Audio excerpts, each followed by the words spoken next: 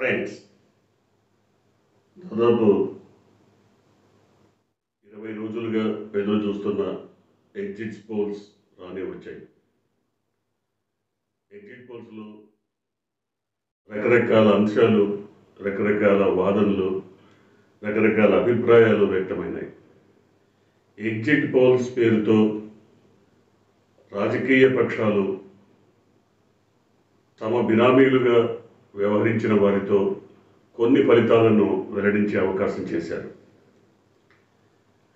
అయితే క్రెడిబిలిటీ ఉన్న సంస్థలు కొద్దో గొప్ప ఇంతకు ముందు అనేక ఫలితాలను వెల్లడించి వాటిల్లో సరైనటువంటి యాక్యురసీని సాధించినటువంటి కొన్ని సంస్థలు ఏం చెప్పాయి, ఆ చెప్పిన అంశాల ప్రాతిపదికన ఆంధ్రప్రదేశ్లో ఏం జరగబోతోంది, భారతదేశంలో ఏం జరగబోతోంది, ఇది కనీసం ఈ 4 రోజులు అంటే 4వ తారీఖున ఫలితాలు వెల్లడయ్యే వరకు ఇదే చర్చగా కొనసాగేటువంటి అవకాశం ఉంది. ముఖ్యంగా ఆంధ్రప్రదేశ్ విషయానికి వస్తే అన్ని సంస్థలు కూడా దాదాపుగా కొద్దో గొప్ప పేరున్నటువంటి అన్ని సంస్థలు కూడా వైసీపీ మళ్ళీ గెలవబోతోంది, ప్రభుత్వాన్ని ఏర్పాటు చేయబోతోందని స్పష్టంగా కుండబద్దలు కొట్టినట్టు వివరాలతో సహా, లెక్కలతో సహా, అంకెలతో సహా వెల్లడించారు. అయితే కూటమికి అనుకున్న స్థాయిలో సీట్లు, ఓట్లు రావని నిర్ధారించారు. దీని ఫలితంగా కూటమి ఎత్తుగడలు, వ్యూహాలు మారుతున్నాయా, మారబోతున్నాయా, వైసీపీ వ్యూహరచన ఎలా ఉండబోతోంది, ఇది తాజా టాపిక్గా మారిపోయింది. ఎందుకనంటే కేవలం 23 స్థానాలే 2019లో సాధించిన టీడీపీ అధినేత మిస్టర్ 420-40 years ఇండస్ట్రీ 23 స్థానాలతోనే జగన్మోహన్ రెడ్డిని ముప్పు తిప్పలు పెట్టి 3 చెరువుల నీళ్లు తాగించాడు. వ్యవస్థలను నిర్వీర్యం చేసి వ్యవస్థలను తన కట్టుబానిసలుగా మార్చుకుని అనేక రకాలుగా ప్రభుత్వాన్ని అంగుళం కూడా ముందుకు కదలనీయకుండా చేశాడు 23 మంది ఎమ్మెల్యేలతోనే. ఇప్పుడు అంతకు రెట్టింపు కనుక వస్తే, ఏ 55-60 కనుక వస్తే ఇంకెంత రచ్చ చేసేటువంటి అవకాశం ఉంది. వైసీపీ బొటాబొటీ మెజారిటీతోనో, కొద్ది గొప్ప అత్యధిక మెజారిటీతోనో గెలిచిన చంద్రబాబు వ్యూహాలు, ఎత్తుగడలు, వెన్నుపోట్లు, దగా, వంచన, మోసం వెంటాడుతూనే ఉంటుంది. ఖచ్చితంగా చంద్రబాబు వ్యూహాలను అడుగడుగున జగన్మోహన్ రెడ్డి ఎదుర్కోక తప్పదు. దీనికంటే ఇంకా కీలకమైనటువంటి మరో అంశం ఉంది. అది చాలామందిని వాళ్ళ మెదళ్లను తొలిచేస్తుంది. ఇప్పటికే వైసీపీలోని కొంతమంది ఎమ్మెల్యేలను తన టచ్లోకి తెచ్చుకున్నాడు చంద్రబాబు నాయుడు అనేది ఒక తాజా వార్త. ఇందులో నిజం ఉండొచ్చు, నిజం లేకపోవచ్చు. మరికొంతమంది అయితే లెక్కలు కూడా చెప్తున్నారు, ఒక 50 మందిని కొనేశాడని. అంటే వాడు గెలిస్తే రేపు పొద్దున ప్లేటు ఫిరాయించి చంద్రబాబు వైపు వచ్చేస్తారని ఈ రకమైన వాదనలు ఉన్నాయి. అదీగాక 151 స్థానాలు ఉన్నాయి కాబట్టే జగన్మోహన్ రెడ్డి అంతో ఇంతో ప్రభుత్వాన్ని పగడ్బందీగా నడపగలిగాడు. కానీ అదే పొటాపొటీ మెజారిటీ ఉన్నా, మెజారిటీకి ఇంకో 10-20 స్థానాలు అధికంగా ఉన్నా తప్పకుండా చంద్రబాబు నాయుడు వాళ్ళని కొనేసి ఉండేవాడు. ఎందుకంటే 2014 ఎన్నికల తర్వాత అనుభవాన్ని ఒక్కసారి కనుక చూస్తే 23 మందిని కొనేశాడు. ఇప్పుడు కూడా 23, 33, 43 చెప్పలేము, 53 కూడా కావచ్చు. అందువల్ల ఈ రకమైనటువంటి అభిప్రాయాలు జోరందుకున్నాయి. అంటే కూటమి అధికారంలోకి రావడం కోసం అవసరమైతే కొనుగోళ్లకు కూడా తెగబడతారు అనేది తాజా వార్త. మరి కూటమి కొనుగోళ్లకు తెగబడితే వైసీపీ ఎమ్మెల్యేలుగా గెలిచిన అభ్యర్థులు అమ్ముడు పోవడానికి సిద్ధపడతారా? వాళ్ళు అమ్ముడు పోతారా? ఇది చాలామందిని తొలిచేస్తున్న ప్రశ్న. ఏమో చెప్పలేము. ఎందుకంటే ప్రభుత్వాన్ని ఏర్పాటు చేయడం కోసం, గద్దెనెక్కడం కోసం, అధికారం సంపాదించడం కోసం ఎంతకైనా తెగించేటువంటి నీచ నికృష్ట దౌర్భాగ్య రాజకీయ వేత్త అవతల వైపు ఉన్నందువల్ల ఇలాంటి అనుమానాలు పెళ్ళుబుగుతున్నాయి. అంటే ఒక బ్రూట్ మెజారిటీ, ఒక అనుకున్న దానికంటే అద్భుతమైనటువంటి మెజారిటీ 2019లో రావడం వల్లనే జగన్మోహన్ రెడ్డి ప్రభుత్వం స్థిరంగా నిలబడగలిగింది. ఇప్పుడు కూడా కనీసం 145కు పైన 155 వరకు సాధిస్తే తప్ప, కొనుగోళ్లకు అందనంత దూరంలో ఉంటే తప్ప ఖచ్చితంగా జగన్మోహన్ రెడ్డి మరొక 5 ఏళ్లు పాలించడం కష్టం. ఎందుకంటే ఎప్పుడు ప్రభుత్వాన్ని కూల్చేయడానికి ఏ రకమైనటువంటి కుట్రలు, వెన్నుపోట్లు, దగ, వంచన, మోసం చేస్తాడో చెప్పలేము.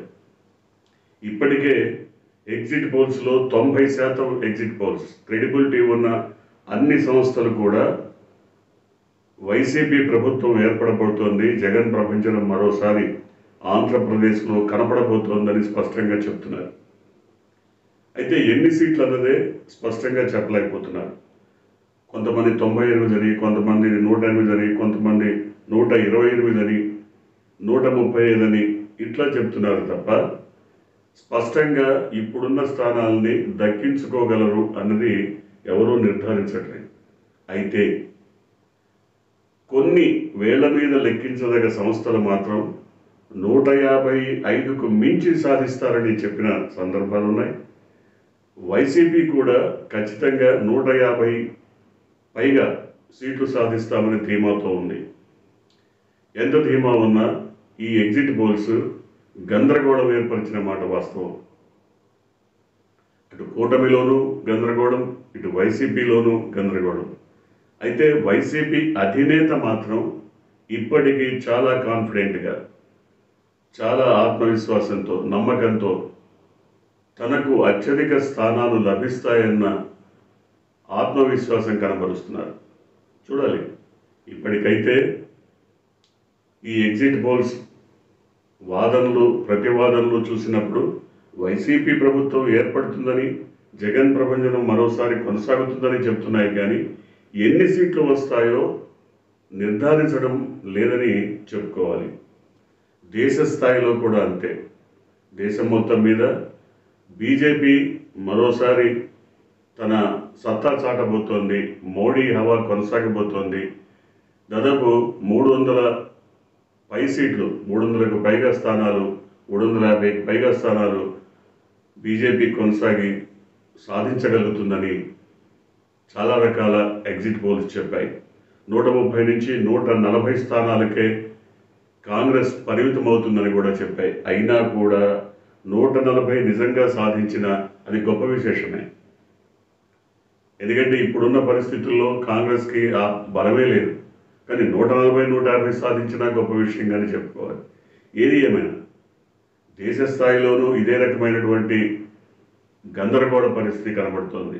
అయితే ఆంధ్రప్రదేశ్లో చెప్పినట్టుగానే దేశం మొత్తం మీద కూడా ఎగ్జిట్ పోల్స్ అన్నీ దాదాపుగా 90% పైగా బీజేపీ మళ్ళీ అధికారంలోకి వచ్చే అవకాశం ఉందన్న అంశాన్ని స్పష్టంగా చెప్తున్నాయి. అంటే మోడీకి ఆల్టర్నేటివ్ కాంగ్రెస్లో ఎవరూ కనబట్టలేదు. మళ్ళీ ఆ స్థాయి నాయకుడు ఉంటే ఖచ్చితంగా ప్రజలు అటువైపు మొగ్గు చూపేవారేమో తెలియదు. కానీ మోడీకి ఆల్టర్నేటివ్ నాయకుడు కనపడకపోవడం వల్ల కాంగ్రెస్ వైపు ప్రజలు మొగ్గు చూపలేదన్న అభిప్రాయం కలుగుతోంది. అలాగే మరికొన్ని రాష్ట్రాల్లో కూడా ఊహలకి అందనంతగా, ఊహాతీతంగా ఫలితాలు తారుమారయ్యే పరిస్థితులు ఉన్నాయని కూడా చెప్తున్నారు. ఏది ఏమైనా ఎగ్జిట్ పోల్స్ని పూర్తిగా నమ్మొచ్చా? ఎగ్జిట్ పోల్స్ మీద ఆధారపడి కొంతమంది బెట్టింగ్స్ కూడా నడుపుతున్నారు. అలాంటి వాటి జోలికి వెళ్లకుండా ఉండటమే మంచిది. ఎందుకంటే ఎగ్జిట్ పోల్స్ అన్నీ నిజం కావు. ఎగ్జిట్ పోల్స్ చెప్పేవన్నీ నిర్ధారించుకోవడానికి వీలైన అంశాలు కాదు. వాళ్ళు కూడా ఓటర్ల మనోభావాలను పూర్తిగా చదవగలిగే శక్తి ఎవరికీ లేదు. ఓటరు బయటికి చెప్తున్నది నిజమో కాదో తేల్చుకునే శక్తి కూడా ఎవరికీ లేదు. ఓటరు ఖచ్చితంగా ఈ పార్టీకే లేదా ఈ గుర్తుకే ఓటు వేశారని నిర్ధారించే పరిస్థితి కూడా లేదు.